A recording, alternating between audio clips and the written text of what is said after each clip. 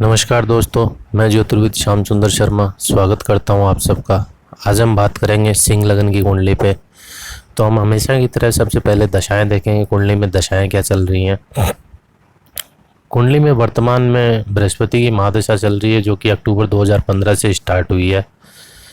और बृहस्पति में बुध की अंतर्दशा चल रही है, जो कि 8 जून 2020 से स्टार्ट हुई है और 21 अगस्त 2023 तक है।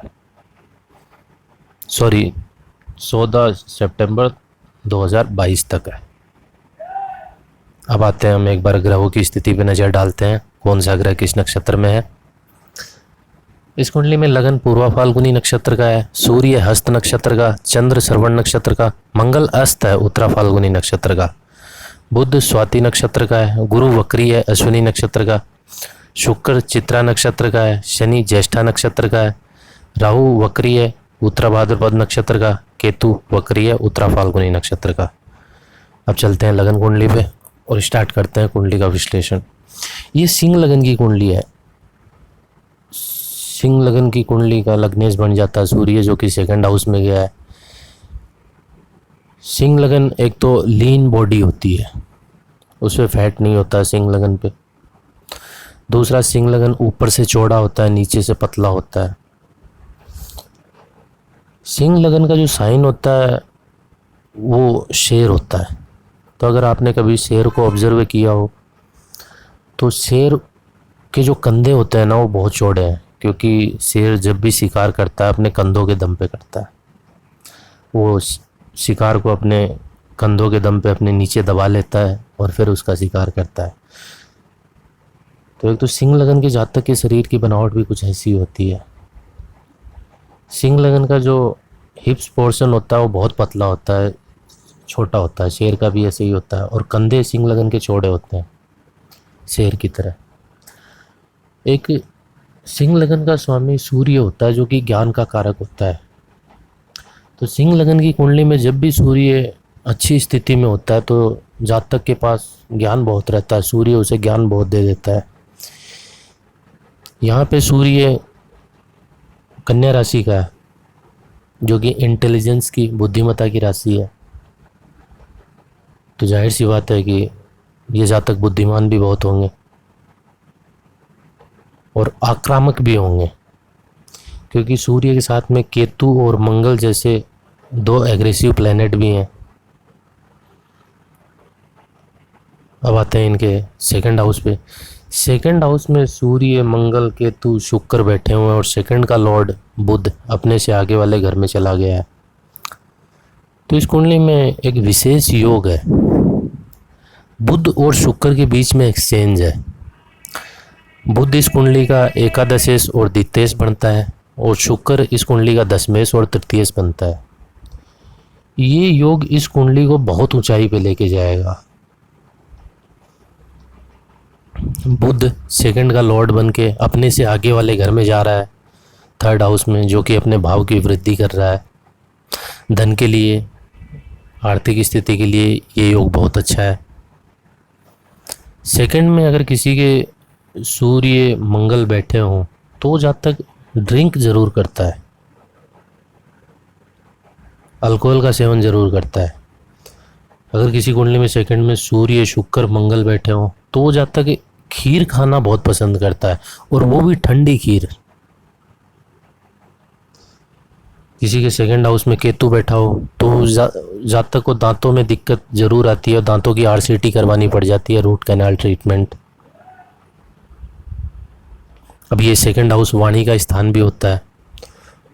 तो वाणी तो इनके माशाअल्लाह है, वाणी में इनके बहुत ज़्यादा कड़वापन है, क्योंकि मंगल केतु जैसे दो ग्रह मौजूद हैं यहाँ पे, और सूर्य जो कि बहुत ज़्यादा प्रैक्टिकल ग्रह है, शुक्र नीच का है यहाँ पे। तो ये तो वाणी में तो इनको बहुत ज़्यादा कड़वापन है, ये तो श्योर है। सेकंड हाउस कुटुंब का स्थान होता है, तो जो इनका कुटुंब होगा वो बहुत जाना माना, अच्छे खासे नाम वाला होगा। अब आते हैं इनके थर्ड हाउस पे। थर्ड हाउस में बुध बैठा हुआ है, उसने शुक्र से एक्सचेंज किया है, जो कि अपन जिक्र कर ही चुके हैं कि ये बहुत अच्छा योग बना के बैठा हुआ है। थर्ड हाउस में जब भी बुध आए तो कुटुंब में किसी व्यक्ति के चेहरे पे या तो चेचक के दाग होंगे या पिंपल से बने हुए गड्ढे जरूर रहेंगे। इसके पीछे रीज़न ये है कि बुध जो कि सबसे छोटा प्लेनेट है अपने नवग्रहों में, लेकिन वो सबसे ज़्यादा भारी है।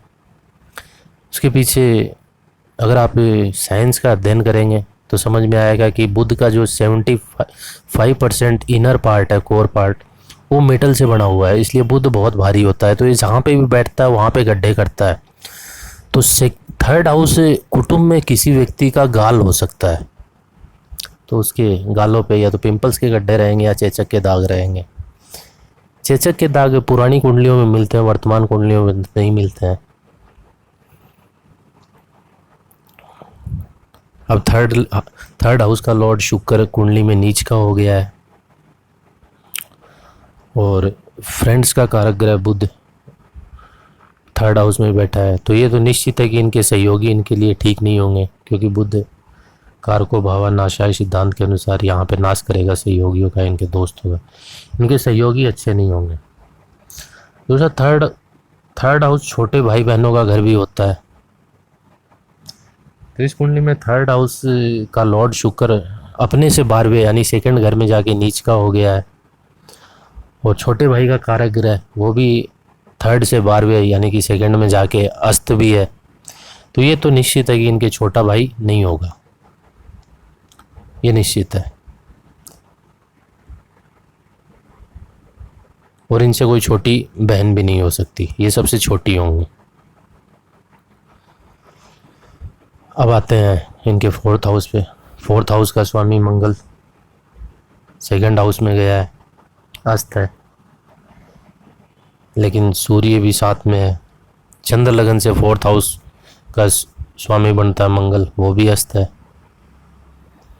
तो इनके मकान में हमेशा कुछ न कुछ दिक्कत बनी रहेगी। ये रेंट के मकान में तो सुखी रह पाएंगे। जब भी फोर्थ लॉर्ड अस्त का हो या फोर्थ लॉर्ड का नक्षत्र स्वामी अस्त या नीच का हो जाए तो वो जब तक रेंट के मकान में सुखी रहता है, अपने मकान में तो उसे कोई विशेष सुख मिलता नहीं है। अब इस कुंडली में फोर्थ हाउस में शनि बैठा हुआ है। जब भी फोर्थ हाउस में शनि आए तो जातक का जो जन्म है वो पुराने मकान में होता है, खंडहर टाइप मकान में, और उसके मकान में या उसके मकान के पास में एक कुआं ज़रूर होता है। आजकल तो कुएं का स्थान बोरिंग ने ले लिया है। फोर्थ हाउस जो कि वाहन का सुख भी दिखाता है, तो वाहन के सुख का कारक ग्रह शुक्र सेकंड में गया है, तो इन्हें वाहन का सुख भी मिलेगा। फोर्थ हाउस जो कि माता का स्थान होता है और माता का कारक ग्रह चंद्रमा छठे घर में आया है। माता का इन्हें कोई विशेष सुख नहीं रहेगा। छठे घर में जब भी कोई प्लेनेट आता है तो उससे रिलेटेड रिश्तेदार से आपको कोई विशेष सुख नहीं मिलता है। तो यहाँ पे चंद्रमा माता का कारक ग्रह छठे घर में है। अब आते हैं पांचवें घर में। पांचवा घर जो कि अपनी स्कूली शिक्षा का घर होता है। पांचवें घर का लॉर्ड बृहस्पति और पांचवें का कारक भी बृहस्पति नाइन्थ हाउस में बैठ के अपनी नाइन्थ एस्पेक्ट से पांचवें घर को देख रहा है, तो निश्चित रूप से इनकी जो स्कूली शिक्षा है वो बेहतर हुई होगी। पांचवा घर संतान का भी होता है, बृहस्पति संतान का कारक है, इन्हें संतान का भी भरपूर सुख मिलेगा क्योंकि बृहस्पति अपने कारक को देख भी रहा है 9वें घर से। अब आते हैं छठे घर पे। छठे घर में जब भी चंद्रमा आता है जातक के 2 मामा होते हैं। अब यहाँ पे मैं कुछ चीज़ें बोलना चाहूँगा। मैं जब भी ये संख्याएं बताता हूँ ना कि ये इतने भाई बहन होंगे या इसके इतने मामा होंगे, इसके पिता रे इतने भाई बहन होंगे, तो आप एक बार प्लेनेट की पोजीशन को चेक कर लिया करो, कहीं वो चलित कुंडली में आगे पीछे तो नहीं हो रहे, या जो केपी का चार्ट है, कृष्ण मूर्ति पद्धति कुंडली का चार्ट है, उसमें आगे पीछे ना हो रहे हो। क्योंकि वो प्लेनेट अपने रिजल्ट तभी करेगा जब वो भाव में मजबूती से बैठा रहेगा। अगर वो इधर उधर आगे पीछे भाव में जा रहा है तो वो उस हाउस के रिजल्ट नहीं कर पाएगा। तो यहाँ पे एक चीज़ और, प्लेनेट वक्री भी नहीं होना चाहिए। जैसे कि इस कुंडली में यहाँ पे शनि बैठा हुआ है, अगर ये वक्री होगा तो जाहिर सी बात है कि फोर्थ हाउस के रिजल्ट में दिक्कत पैदा करेगा। ये पीछे वाले घर के भी फल भी कर सकता है। तो वो प्लेनेट की पोजीशन चेक किया कीजिए आप कृष्णमूर्ति चार्ट में। छठा घर जो कि ननिहाल का घर होता है, तो बुध शनि छठे घर का लॉर्ड शनि अपने से 11वें यानी चौथे घर में गया है, और मामा का कारक ग्रह बुध छठे से 10वें यानी थर्ड हाउस में गया है। थर्ड हाउस बुध की जो बेहतर पोजीशन होती है, तो ननिहाल का सुख तो इन्हें अच्छा खासा रहेगा। अब आते हैं सेवंथ हाउस पे। सेवंथ हाउस, अब इस कुंडली में देखिए 5वें घर से एक योग बना हुआ है। इस कुंडली में जबरदस्त लव मैरिज का योग बना हुआ है।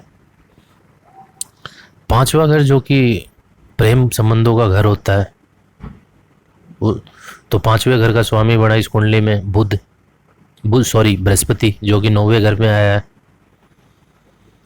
और एकादश स्थान कुंडली का प्राप्ति का लाभ का स्थान होता है। तो जब भी पंचमेश और एकादशेश में संबंध बनता है तो वो प्रेम की प्राप्ति हो जाती है, वो विवाह में कन्वर्ट हो जाता है। तो इस कुंडली में देखिए पंचमेश बृहस्पति और एकादशेश बुध का दृष्टि संबंध बना हुआ है। दोनों एक दूसरे से समसप्तक बैठे हुए हैं।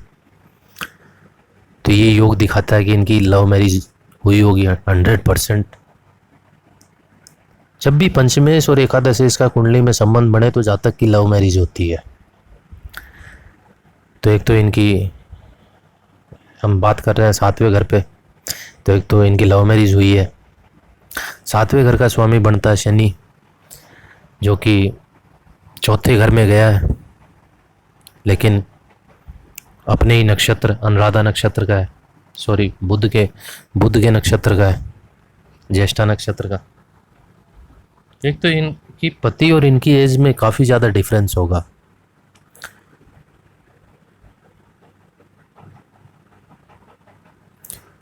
दूसरा, शनि बुध के नक्षत्र में है, तो इनके पति बहुत जल्दी नपुंसक की कैटेगरी में आ जाएंगे। मतलब कि इनके पति का सेक्स की तरफ रुझान कम हो जाएगा बहुत जल्द,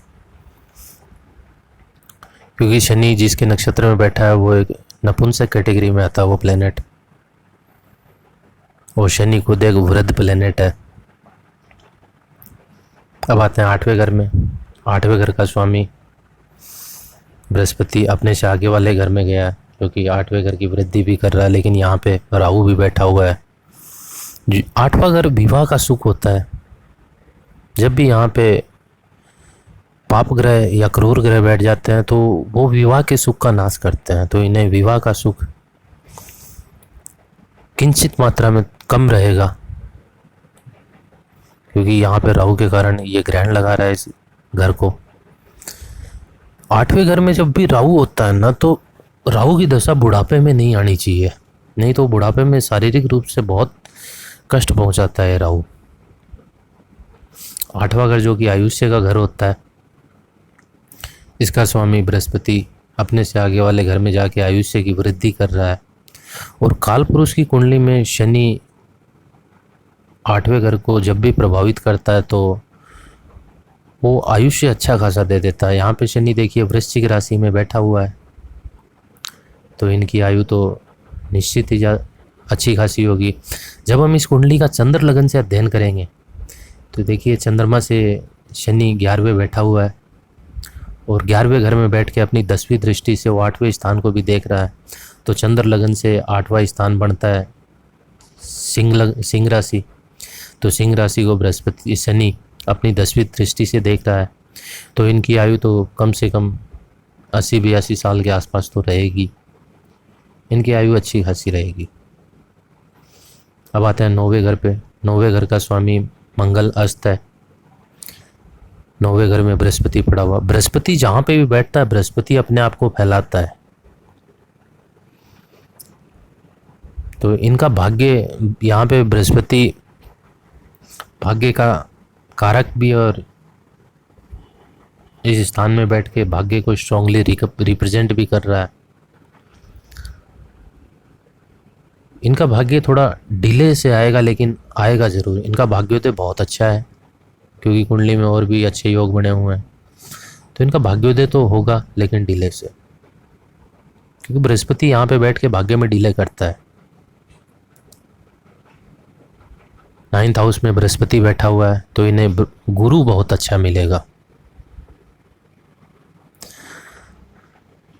9th हाउस का बृहस्पति, जब भी 9th में बृहस्पति होता है, तो जातक की जो पति या पत्नी, जो भी उनका लाइफ पार्टनर होता है, वो 3 भाई बहन होते हैं, या तो 3 होंगे या फिर 4, दोनों में से। अब आते हैं इनके 10th हाउस पे। 10th हाउस का स्वामी शुक्र 2nd में जाके नीच का हो रहा है, और शुक्र ने नक्षत्र पकड़ा है मंगल का, मंगल हस्त है। तो प्रोफेशन वाइज इनके लिए कुछ विशेष स्थितियां नहीं रहेंगी, क्योंकि एक तो 10वें शुक्र नीच का, और उसका नक्षत्र स्वामी मंगल अस्त का हो गया है।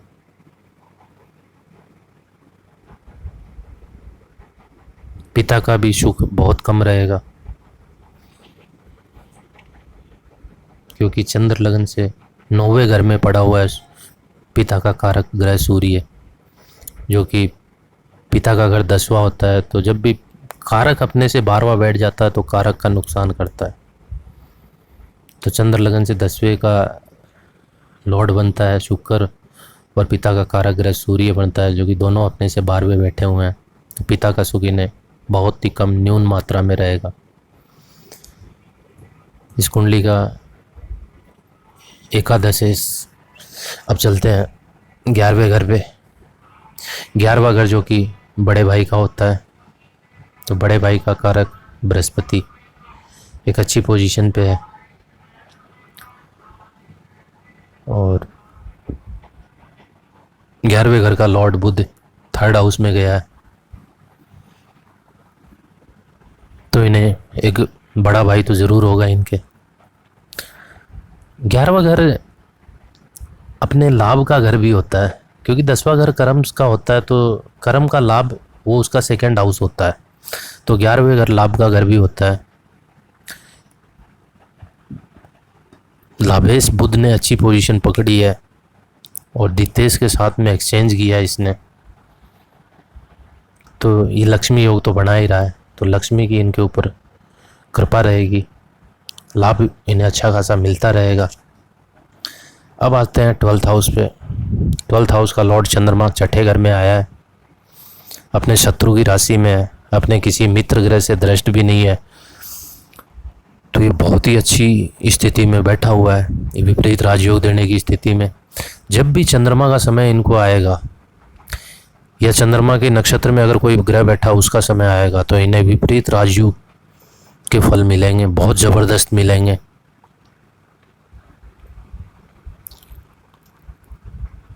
इस कुंडली में कुछ एक विशेष योग है जिनकी चर्चा और कर लेते हैं। जब इस कुंडली को हम 7th हाउस को लगन में रख के अध्ययन करेंगे, तो शनि दशम पति से दशम घर में आ जाता है। तो इनके पति के जब दशम घर में शनि आया, तो इनके पति राजनीति में ज़रूर उतरेंगे, और जो भी बिजनेस में इन्वॉल्व है इनके पति, उस बिजनेस को बहुत फैला देंगे, बहुत फैला देंगे। जब इनसे मेरी बातचीत हो रही थी, तो इन्होंने बताया कि इनके पति की कोई आटा मिल है 3-4, जो कि एक बहुत बड़ा ब्रांड है। मैं उस ब्रांड का जिक्र नहीं करना चाहूँगा, पूरे इंडिया में सप्लाई है। क्योंकि शनि दशम में बैठ के शश योग का निर्माण करता है,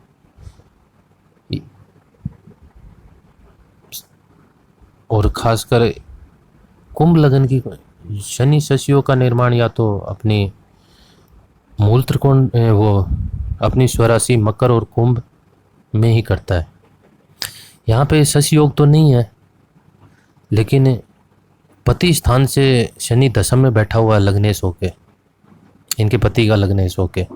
जब भी लग्नेश दशम में आ जाता है तो जातक महत्वाकांक्षी हो जाता है, तो इनके पति वो बहुत ज़्यादा महत्वाकांक्षी रहेंगे अपने बिजनेस को लेके। तो ये तो तय रहा कि इनके पति एक बड़ा नाम बनेंगे। अब इनकी वर्तमान दशाओं की एक बार बात कर लेते हैं। वर्तमान में इनको गुरु की दशा चल रही है, गुरु भाग्य स्थान में बैठा हुआ है। गुरु ने संबंध किया है सूर्य से, सूर्य जो कि इस कुंडली का लग्नेश है, और बृहस्पति भाग्येश है। सूर्य ने सेकंड हाउस में पोस्टिंग ली है। तो ये जो बृहस्पति की दशा है, दोनों ही कारक ग्रह हैं, योग कारक ग्रह हैं दोनों ही, बृहस्पति और सूर्य सिंह लगन के लिए। तो इनके लिए ये दशा है ना, वो बहुत ही शानदार जाएगी। आर्थिक रूप से और सामाजिक रूप से ये दशा इनको बहुत पैसे देने वाली है, सम्मान देने वाली है। तो अब इस कुंडली को यहीं पे ख़त्म करते हैं, फिर मिलेंगे अगली कुंडली के साथ में। तब तक के लिए धन्यवाद।